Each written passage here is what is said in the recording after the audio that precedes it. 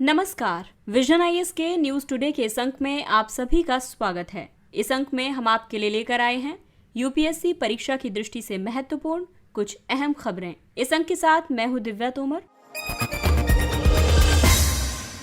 आइए सबसे पहले बात करते हैं इस अंक की खास खबरों के बारे में। स्वास्थ्य और परिवार कल्याण मंत्रालय ने राष्ट्रीय स्वास्थ्य लेखा अनुमान 2018-19 जारी किए। अंतर्राष्ट्रीय वित्तीय सेवा केंद्र प्राधिकरण ने IFSCA फिनटेक प्रोत्साहन योजना 2022 के लिए दिशा निर्देश जारी किए।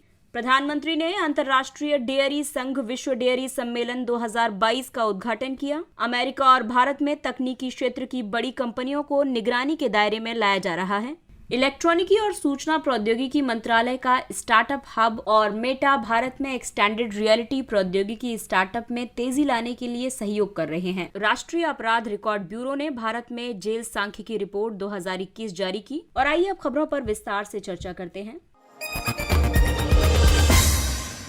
इस अंक की सबसे पहली खबर स्वास्थ्य क्षेत्र से संबंधित है। स्वास्थ्य और परिवार कल्याण मंत्रालय ने राष्ट्रीय स्वास्थ्य लेखा अनुमान 2018-19 जारी किए। राष्ट्रीय स्वास्थ्य लेखा अनुमान 2018-19 राष्ट्रीय स्वास्थ्य प्रणाली संसाधन केंद्र द्वारा तैयार किया गया लगातार छठा NHA अनुमान है। स्वास्थ्य मंत्रालय ने NHSRC को वर्ष 2014 में NHA तकनीकी सचिवालय के रूप में नामित किया था। ये विश्व स्वास्थ्य संगठन द्वारा विकसित सिस्टम ऑफ हेल्थ अकाउंट्स 2011 के ढांचे पर आधारित है। ये अनुमान नीति निर्माताओं को देश के विभिन्न स्वास्थ्य वित्त पोषण संकेतकों में प्रगति की निगरानी करने में मदद करते हैं। इन अनुमानों में जो निष्कर्ष निकाले गए हैं उसमें कई संकेतक दिए गए हैं। उसके आधार पर व्याख्या और विवरण दिया गया है, जैसे कि सकल घरेलू उत्पाद और प्रति व्यक्ति आय के प्रतिशत के रूप में कुल स्वास्थ्य व्यय के संकेतक की बात की जाए तो इसके बारे में कहा गया है कि कुल स्वास्थ्य व्यय में बाहरी निधियों सहित सरकारी और निजी स्रोतों द्वारा किए गए वर्तमान और पूंजीगत व्यय शामिल हैं। इसके अलावा जीडीपी के प्रतिशत के रूप में कुल स्वास्थ्य व्यय देश के आर्थिक विकास के सापेक्ष स्वास्थ्य व्यय को दर्शाता है। वहीं प्रति व्यक्ति कुल स्वास्थ्य व्यय देश में प्रति व्यक्ति स्वास्थ्य व्यय को दर्शाता है। इस संबंध में इन अनुमानों में कहा गया है कि जीडीपी के प्रतिशत के रूप में कुल स्वास्थ्य व्यय वर्ष 2018-19 में गिरकर 3.2% हो गया था। ये वर्ष 2013-14 में 4% था। वहीं प्रति व्यक्ति कुल स्वास्थ्य व्यय की बात करें तो ये वर्ष 2018-19 में बढ़कर 4,470 हो गया था, जो कि वर्ष 2013-14 में 3,638 रुपए था। दूसरा संकेतक है कुल स्वास्थ्य व्यय के प्रतिशत के रूप में वर्तमान स्वास्थ्य व्यय। इस पर अनुमानों में कहा गया है कि वर्तमान स्वास्थ्य व्यय स्वास्थ्य देखभाल उद्देश्यों के लिए बार बार होने वाले खर्च को शामिल करता है। ये स्वास्थ्य देखभाल पर होने वाले सभी पूंजीगत खर्चों से जुड़ जाता है। भारत के कुल स्वास्थ्य व्यय के प्रतिशत की बात करें तो ये वर्ष 2018-19 में घटकर 90.6% हो गया था, जो कि वर्ष 2013-14 में 93% था। वहीं तीसरा संकेतक है कुल स्वास्थ्य व्यय के प्रतिशत के रूप में सरकारी स्वास्थ्य व्यय के बारे में। गवर्नमेंट हेल्थ एक्सपेंडिचर में अर्ध सरकारी संगठनों सहित संघ, राज्य और स्थानीय सरकारों द्वारा वित्त पोषित और प्रबंधित सभी योजनाओं के तहत खर्च शामिल हैं। ये वर्ष 2013-14 के 28.6% से बढ़कर वर्ष 2018-19 में 40.6% हो गया था। इसके अलावा अगला संकेतक है कुल स्वास्थ्य व्यय के प्रतिशत के रूप में आउट ऑफ पॉकेट व्यय। स्वास्थ्य देखभाल प्राप्त करते समय परिवारों द्वारा प्रत्यक्ष रूप से किए जाने वाला खर्च है। ये वर्ष 2013-14 में 60% था, जो वर्ष 2018-19 में घटकर 48.2% हो गया है। वहीं कुल स्वास्थ्य व्यय के प्रतिशत के रूप में स्वास्थ्य पर सामाजिक सुरक्षा खर्च की बात करें तो केंद्र और राज्य सरकार द्वारा वित्त पोषित स्वास्थ्य बीमा योजनाओं, कर्मचारी लाभ योजनाओं आदि के लिए प्रीमियम के भुगतान के लिए सरकार द्वारा आवंटित वित्त शामिल है। ये वर्ष 2013-14 के 6% से बढ़कर वर्ष 2018-19 में 9.6% हो गया था। कुल स्वास्थ्य व्यय के प्रतिशत के रूप में निजी स्वास्थ्य बीमा व्यय, इसमें स्वास्थ्य बीमा कंपनियों के माध्यम से खर्च शामिल है। इसमें परिवार या नियोक्ता एक विशेष स्वास्थ्य योजना के तहत कवर किए जाने के लिए प्रीमियम का भुगतान करते हैं। ये वर्ष 2013-14 के 3.4% से बढ़कर वर्ष 2018-19 में 6.6% हो गया था। इसके अलावा कुल स्वास्थ्य खर्च के प्रतिशत के रूप में स्वास्थ्य के लिए बाह्य या दाता अनुदान की बात करें तो इसमें दानदाताओं द्वारा प्रदत्त सहायता के रूप में देश को उपलब्ध सभी निधियां शामिल हैं। ये वर्ष 2013-14 के 0.3% से बढ़कर वर्ष 2018-19 में 0.4% हो गया था।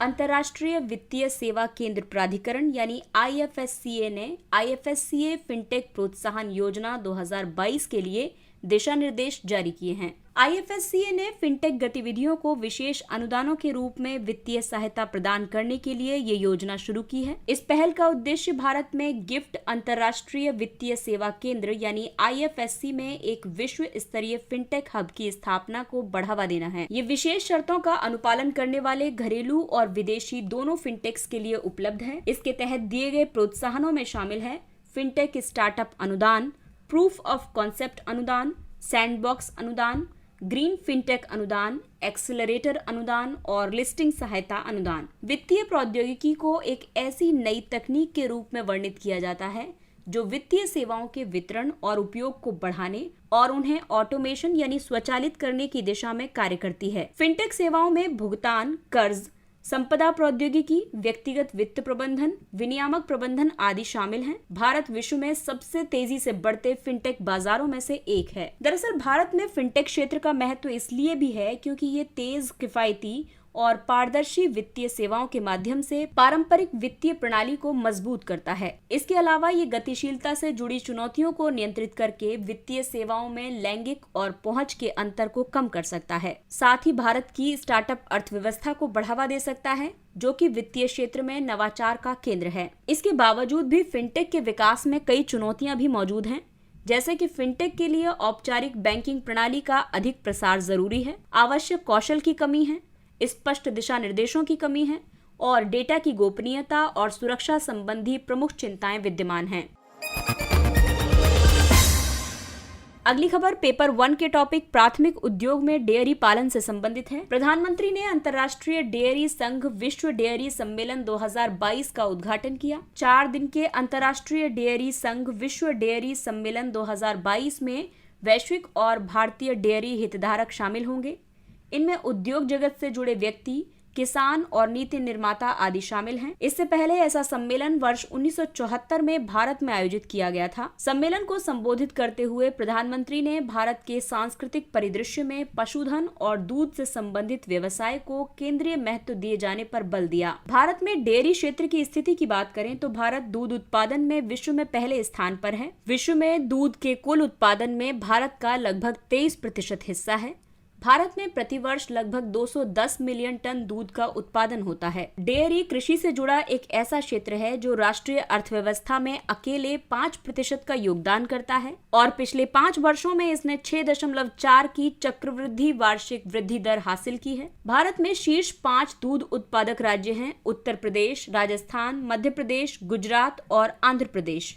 भारत में डेयरी क्षेत्र का महत्व इसलिए भी है क्योंकि ये एक सहकारी मॉडल पर आधारित है जो कि लघु और सीमांत डेयरी किसानों को सशक्त बनाता है। ये क्षेत्र महिलाओं को सशक्त बनाता है क्योंकि महिलाएं भारत के डेयरी क्षेत्र में मौजूद कार्यबल में 70% का प्रतिनिधित्व करती हैं। डेयरी संचालन के लिए कम पूंजी की जरूरत होती है। इसके अलावा भारत की जो आबादी है वो ज्यादातर ग्रामीण है और ये ग्रामीण जनता को प्रत्यक्ष रोजगार प्रदान करता है, इसलिए डेयरी क्षेत्र भारत के लिए महत्वपूर्ण है। साथ ही ये क्षेत्र पोषण सहायता प्रदान करता है। ये ग्रामीण गरीबी और असमानता को कम करता है। इसके अलावा ये लाखों ग्रामीण परिवारों के लिए खाद्य सुरक्षा भी सुनिश्चित करता है। डेयरी क्षेत्र के इसी महत्व को देखते हुए भारत में डेयरी क्षेत्र के लिए कई पहलें आरंभ की गई हैं, जैसे कि डेयरी प्रसंस्करण और अवसंरचना विकास कोष। ये कोष दशकों पुराने शीतलन एवं प्रसंस्करण संयंत्रों को बदलने तथा वैल्यू एडेड प्रोडक्ट संयंत्रों को जोड़ने के लिए स्थापित किया गया है। इसके अलावा राष्ट्रीय डेयरी विकास कार्यक्रम शुरू किया गया, जिसका उद्देश्य दूध और दूध उत्पादों की खरीद, प्रसंस्करण और विपणन के लिए डेयरी अवसंरचना का निर्माण करना और उसे मजबूती प्रदान करना है। साथ ही पशुपालकों को किसान क्रेडिट कार्ड प्रदान किए जा रहे हैं। अगली खबर संचार एवं प्रौद्योगिकी जगत से संबंधित है। ये पेपर 3 का टॉपिक है और इस बार के मेंस के लिए ये इम्पोर्टेंट टॉपिक है, तो इसे अपने नोट्स में जरूर शामिल कर लें। अमेरिका और भारत में तकनीकी क्षेत्र की बड़ी कंपनियों को निगरानी के दायरे में लाया जा रहा है। सोशल मीडिया कंपनियों के बढ़ते प्रभुत्व को देखते हुए अमेरिका ने बड़ी तकनीकी कंपनियों यानी बिग टेक को नियंत्रण में रखने के लिए 6 प्रमुख सिद्धांतों की पहचान की है और ये 6 सिद्धांत हैं: प्रतिस्पर्धा, निजता, युवा मानसिक स्वास्थ्य, गलत सूचना और दुष्प्रचार, लैंगिक शोषण सहित अवैध और अनुचित आचरण और कलन विधीय यानी एल्गोरिदमिक भेदभाव और पारदर्शिता की कमी। आपको बता दें कि सूचना तकनीकी उद्योग में सबसे समृद्ध और प्रभावशाली तकनीकी कंपनियों को बिग टेक कहा जाता है। उन्हें अक्सर बिग 5 का समूह भी कहा जाता है। इनमें गाफा यानी गूगल, अमेजन, फेसबुक और एप्पल तथा माइक्रोसॉफ्ट शामिल है। अब प्रश्न ये आता है कि आखिरकार बिग टेक को विनियमित करने की जरूरत क्यों है? नई तकनीकों के बाजार में आने से पहले सुरक्षा और प्रभावकारिता प्रदर्शित करने और पूर्वाग्रह से स्वतंत्र होने की जरूरत होती है। बिग टेक कंपनियों को व्यक्तिगत डेटा का दुरुपयोग करने से रोकने के लिए व्यक्तिगत डेटा संरक्षण कानून और पारदर्शिता की कमी है। इसके अलावा बिग टेक कंपनियां कर देने से बचने के लिए आधार शरण और लाभ हस्तांतरण टैक्स नियमों में मौजूद खामियों का फायदा उठा रही हैं। बिग टेक कंपनियां बिना किसी जवाबदेही के मीडिया और आर्थिक शक्ति को नियंत्रित करके विशाल और अनियमित शक्तियां धारण करती जा रही हैं। वर्तमान में भारत में बिग टेक के लिए जो विनियामक तंत्र है उसमें शामिल है सूचना प्रौद्योगिकी अधिनियम 2000। ये कंप्यूटर संसाधनों के उपयोग से संबंधित सभी गतिविधियों को नियंत्रित करता है। इसके अलावा ये उन सभी मध्यवर्तियों को भी कवर करता है जो कंप्यूटर संसाधनों और इलेक्ट्रॉनिक रिकॉर्ड के उपयोग में भूमिका निभाते हैं। प्रतिस्पर्धा अधिनियम 2002 ने भारतीय प्रतिस्पर्धा आयोग की स्थापना की। ये आयोग ये सुनिश्चित करता है कि कोई तकनीकी कंपनी अपनी प्रभावशाली स्थिति का दुरुपयोग न करे। और तीसरा तंत्र है प्रवर्तन निदेशालय। ये बिजनेस टू कंज्यूमर उद्यमों में प्रत्यक्ष विदेशी निवेश मामलों की जांच करता है। और अगली खबर भी सूचना प्रौद्योगिकी से संबंधित है। इलेक्ट्रॉनिकी और सूचना प्रौद्योगिकी मंत्रालय का स्टार्टअप हब और मेटा भारत में एक्सटेंडेड रियलिटी प्रौद्योगिकी स्टार्टअप में तेजी लाने के लिए सहयोग कर रहे हैं। माइटी का स्टार्टअप हब एक राष्ट्रीय मंच है। ये प्रौद्योगिकी, नवाचार, स्टार्टअप्स और बौद्धिक संपदा के निर्माण को बढ़ावा देने पर केंद्रित है। आपको बता दें कि एक्सटेंडेड रियलिटी कंप्यूटर प्रौद्योगिकी में संयुक्त रूप से वास्तविक और आभासी परिवेश तथा मानव और मशीन के बीच पारस्परिक क्रिया है। एक्सटेंडेड रियलिटी एक अम्ब्रेला शब्द है। इसमें वर्चुअल रियलिटी, ऑगमेंटेड रियलिटी और मिक्स्ड रियलिटी शामिल है। एक्सटेंडेड रियलिटी का उपयोग चिकित्सा क्षेत्र में ये शारीरिक संरचना का 3D चित्र प्रदान करके चिकित्सकों को प्रशिक्षित करने में मदद करता है।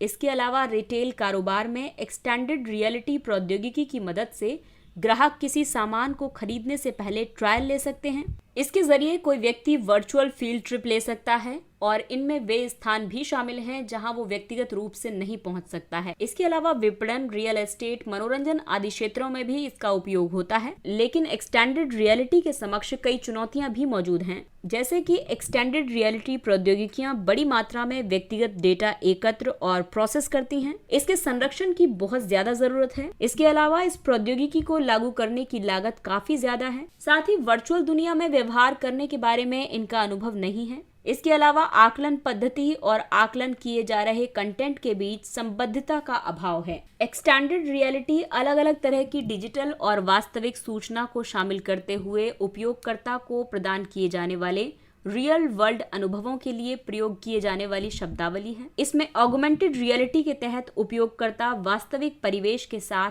एकीकृत स्थिर डिजिटल सूचना या दृश्यात्मक तत्वों को देखता है। वहीं मिक्स्ड रियलिटी के तहत उपयोगकर्ता वास्तविक परिवेश के साथ एकीकृत किए गए अनुक्रियाशील वर्चुअल तत्वों के साथ परस्पर क्रिया करता है। वहीं वर्चुअल रियलिटी के तहत उपयोगकर्ता एक इंटरैक्टिव या डिजिटल रूप से निर्मित वास्तविक लगने वाले परिवेश का अनुभव करता है। राष्ट्रीय अपराध रिकॉर्ड ब्यूरो ने भारत में जेल सांख्यिकी रिपोर्ट 2021 जारी की। एनसीआरबी के आंकड़ों से ये पता चलता है कि विचाराधीन कैदियों की संख्या में अभूतपूर्व वृद्धि हुई है। ये वृद्धि जेलों में भीड़भाड़ के लिए जिम्मेदार है। राष्ट्रीय औसत ऑक्यूपेंसी दर 130.2% है, जो कि भारतीय जेलों में भीड़भाड़ की संकेतक है। भीड़ भाड़ वाली जेलें कैदियों की स्वच्छता प्रबंधन, मानसिक तथा शारीरिक स्वास्थ्य पर प्रतिकूल प्रभाव डालती हैं। इस जेल संघ की रिपोर्ट में कई प्रमुख आंकड़े दिए गए हैं, जैसे कि भारतीय जेलों में बंद 77% कैदी विचाराधीन हैं। 80% से ज्यादा विचाराधीन कैदी समाज के वंचित वर्गों से हैं। ज्यादातर कैदियों की संख्या 18 से 30 वर्ष आयु वर्ग की है। इसके अलावा कुल कैदियों में से 67.5% अनुसूचित जाति, अनुसूचित जनजाति और अन्य पिछड़ा वर्ग समुदायों से संबंधित हैं। विचाराधीन कैदियों की सबसे ज्यादा संख्या उत्तर प्रदेश की जेलों में है और इसके बाद बिहार और महाराष्ट्र का स्थान आता है। वहीं दिल्ली की जेलों के बारे में इस रिपोर्ट में कहा गया है कि इनमें ट्रांसजेंडर कैदियों के लिए अलग से कोई जगह नहीं है। ऐसे में सरकार ने विचाराधीन कैदियों के लिए कई पहलें आरंभ की हैं, जैसे कि बलात्कार, बाल लैंगिक शोषण आदि जैसे गंभीर अपराधों में त्वरित न्याय प्रदान करने के लिए फास्ट ट्रैक कोर्ट स्थापित किए गए हैं। न्यायिक प्रक्रियाओं को सुव्यवस्थित करने, लंबित मामलों को कम करने और वादियों की मदद करने के लिए ई कोर्ट संचालित किए जाते हैं। जेलों, कैदियों और जेल कर्मियों की स्थिति में सुधार के लिए जेल आधुनिकीकरण योजना चलाई जा रही है। इसके अलावा आदर्श जेल नियमावली लागू की गई है। ये नियमावली जेल में बंद कैदियों को उपलब्ध कानूनी सेवाओं और उन्हें उपलब्ध निःशुल्क कानूनी सेवाओं के बारे में विस्तृत जानकारी प्रदान करती है। आपको बता दें कि विचाराधीन कैदियों की मौजूदा स्थिति के लिए कई कारक जिम्मेदार हैं, जैसे कि जांच में देरी, अनावश्यक गिरफ्तारी और पुलिस की मनमानी, जमानत प्रणाली में खामियां, कानूनों और न्यायिक निर्णयों का कमजोर कार्यान्वयन, निम्न स्तरीय कानूनी मदद और प्रतिनिधित्व, इसके अलावा गरीबी और निरक्षरता। और आइए बात करते हैं कुछ संक्षिप्त लेकिन महत्वपूर्ण खबरों के बारे में। गंभीर धोखाधड़ी जांच कार्यालय। हाल ही में गंभीर धोखाधड़ी जांच कार्यालय यानी SFIO ने भारत में चीन से जुड़ी शेल कंपनियों के गठन से संबंधित मुख्य साजिशकर्ता को गिरफ्तार किया है। SFIO एक बहुविषयक संगठन है। इसका गठन कॉर्पोरेट कार्य मंत्रालय के अधीन कंपनी अधिनियम 2013 के प्रावधानों के अनुसार किया गया है। ये अंतर विभागीय और बहुविषयक प्रभावों तथा व्यापक लोक हित से जुड़े जटिल मामलों की जांच करता है। एक शेल कंपनी ऐसी कंपनी होती है जिसके पास न तो अपना कोई सक्रिय व्यवसाय होता है और न ही कोई स्थायी संपत्ति होती है। ऐसा नहीं है कि सभी शेल कंपनियां अवैध ही होती हैं। हालांकि कभी कभी इनका उपयोग कर चोरी, मनी लॉन्ड्रिंग, अस्पष्ट स्वामित्व, बेनामी संपत्तियों आदि के लिए किया जाता है।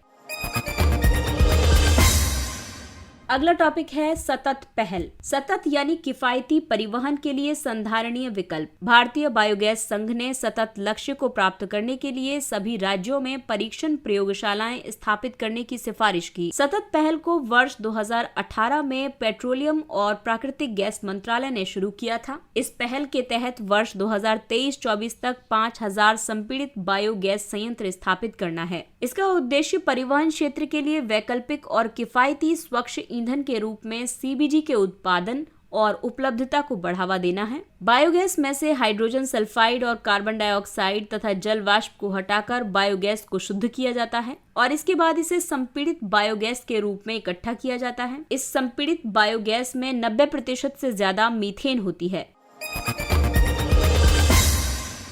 अगला है भारत की राष्ट्रीय भवन निर्माण संहिता 2016। हाल ही में उपभोक्ता मामलों के मंत्रालय ने NBC 2016 का उपयोग करने के लिए विद्युत प्रतिष्ठानों में सुरक्षा पर पुस्तिका और गाइड जारी की है। NBC 2016 एक तरह का तकनीकी दस्तावेज है। इसमें भवनों की योजना, डिजाइन, निर्माण और परिचालन तथा रखरखाव से संबंधित सभी प्रावधानों को शामिल किया गया है। इस संहिता के प्रावधानों का अनुपालन भवनों से संबंधित सुरक्षा, स्वास्थ्य, सुविधा, सुगम्यता और संधारणीयता संबंधी आवश्यक मानक सुनिश्चित करता है। इसे भारतीय मानक ब्यूरो ने डिजाइन किया है।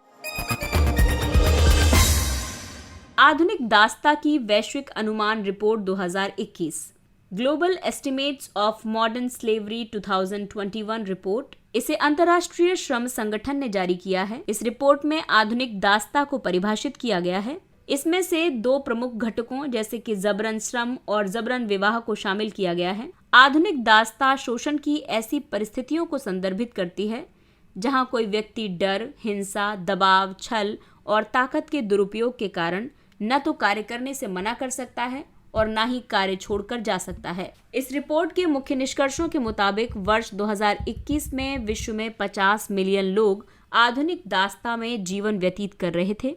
ये आंकड़ा वर्ष 2016 में 40 मिलियन था।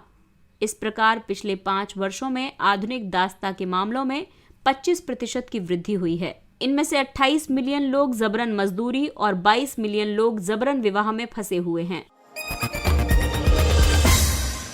अगला टॉपिक है, एक अध्ययन के मुताबिक पिछले 30 वर्षों में 1.1 मिलियन से अधिक समुद्री कछुओं का अवैध शिकार हुआ है। एक नए अध्ययन के मुताबिक वर्ष 1990 से लेकर 2020 के दौरान 1.1 मिलियन से ज्यादा समुद्री कछुओं का अवैध शिकार किया गया था और उनकी तस्करी की गई थी। समुद्री कछुओं के समक्ष कई खतरे हैं, जैसे कि अंडे, मांस, त्वचा और खोल के लिए उनका शिकार किया जाता है, पर्यावास की क्षति, मछली पकड़ने के जाल में फंस जाने से, और इसके अलावा कछुए के अंडे से निकलने वाले बच्चों का लिंग बाह्य तापमान से निर्धारित होता है और बाह्य तापमान जलवायु परिवर्तन की वजह से प्रभावित हो रहा है। समुद्री कछुओं की आयुसीएन स्थिति की बात करें तो वल्नरेबल की श्रेणी में आते हैं लॉगरहेड, लेदरबैक, ऑलिव रिडले, अफ्रीकी सॉफ्ट शेल आदि। इसके अलावा एंडेंजर्ड श्रेणी में शामिल है ग्रीन टर्टल और क्रिटिकली एंडेंजर्ड की श्रेणी में शामिल है कैंपस रिडले और हॉक्सबिल टर्टल्स।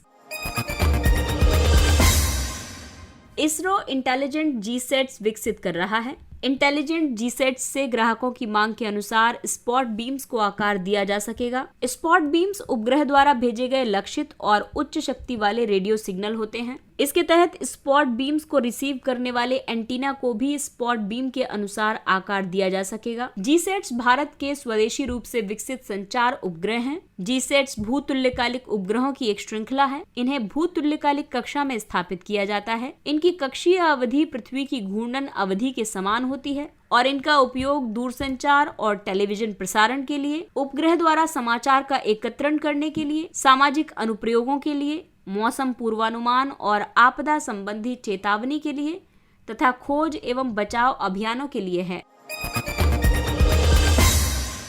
Quantum network. भारतीय प्रौद्योगिकी संस्थान मद्रास IBM क्वांटम नेटवर्क में शामिल होने वाला देश का पहला संस्थान बन गया है। इस नेटवर्क का उद्देश्य भारत में क्वांटम कंप्यूटिंग संबंधी कौशल विकास और अनुसंधान को आगे बढ़ाना है। क्वांटम कंप्यूटिंग भौतिक विज्ञान के क्वांटम सिद्धांत पर आधारित है। क्वांटम नेटवर्क को क्वांटम इंटरनेट के रूप में जाना जाता है।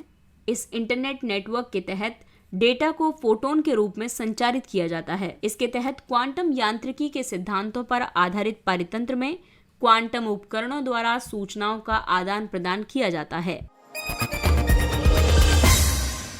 अगला है अधिसूचित रोग। स्वास्थ्य एवं परिवार कल्याण पर संसदीय स्थायी समिति ने 139वीं रिपोर्ट प्रस्तुत की है। इस रिपोर्ट में कैंसर को एक अधिसूचित रोग की श्रेणी में रखने का सुझाव दिया गया है। इससे कैंसर के मामलों की वास्तविक स्थिति का पता लगाने में मदद मिल सकेगी। साथ ही अधिसूचित रोगों की बात करें तो ऐसे रोग जिनके बारे में सरकारी प्राधिकरणों को सूचित करना कानूनी रूप से अनिवार्य होता है। प्रत्येक चिकित्सक या उसके संस्थानों द्वारा सरकार को अधिसूचित रोगों के मामले में सूचित करना कानूनी रूप से बाध्यकारी है और ऐसा न करने पर उन पर आपराधिक कार्रवाई की जा सकती है। अधिसूचित रोगों के कुछ उदाहरण हैं हैजा, डिप्थीरिया, एन्सेफेलाइटिस, कुष्ठ रोग, मेनिंजाइटिस, पर्टुसिस, प्लेग, तपेदिक, एड्स, मलेरिया, डेंगू आदि। इसके साथ ही ये अंक समाप्त होता है। अगले अंक में फिर मुलाकात होगी कुछ अन्य महत्वपूर्ण खबरों के साथ। तब तक अपना ख्याल रखिए, सुरक्षित दूरी बनाए रखिए, मास्क पहनिए, हाथ और चेहरा साफ रखिए, क्योंकि कोरोना अभी पूरी तरह से समाप्त नहीं हुआ है।